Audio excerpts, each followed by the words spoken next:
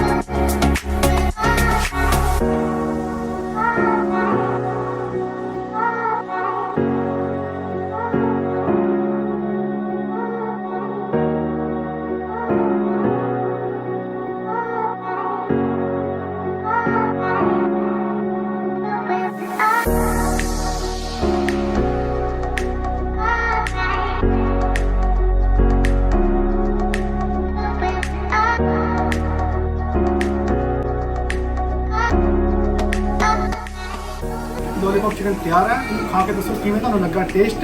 ते जे तुहानूं मेरी वीडियो चंगी लगदी ते लाइक कमेंट शेयर जरूर करिया करो। थैंक यू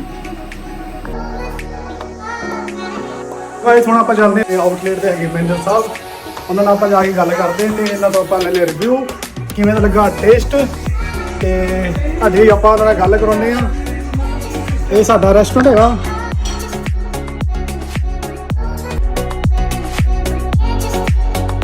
ये अपने बड़े भाई ते इन्हां नाल पुछे किवें दा लगा टेस्ट। दसो भाई तुहानूं लोलीपॉप टेस्ट बहुत वधिया सी खादा अज। ते साडे सब्सक्राइबरां नूं कुछ कहना चाहोगे? मैं तो यही कहना भी तुसीं एक बार ट्राई करो तो एक लाइक शेयर कमेंट जरूर करो। जिन्ना तुसीं ये चीज़ शेयर करोगे उन्ना तुहाडे लई भी बेनीफिट है। ठीक है, असीं तुहानूं नवीं नवीं चीज़ां तुहानूं खवाउंदे रहांगे हमेशा। जिहड़ी असीं चीज़ खाधी बहुत ज़्यादा बहुत वधिया सी, बहुत ज़्यादा amazing. Thank you so much भाजी। जस्सी भाजी तुसीं बहुत वधिया जी। तुहानूं किवें लग्गिया सिस्टम? चिकन बहुत वधिया ਬਣਿਆ ਸੀਗਾ। दो पीसे ने खाते, दो पीसे रखे ने, कहंदा मैं शाम ਨੂੰ ਆ ਕੇ ਫੇਰ ਖਾਣੇ ਆ। देख ला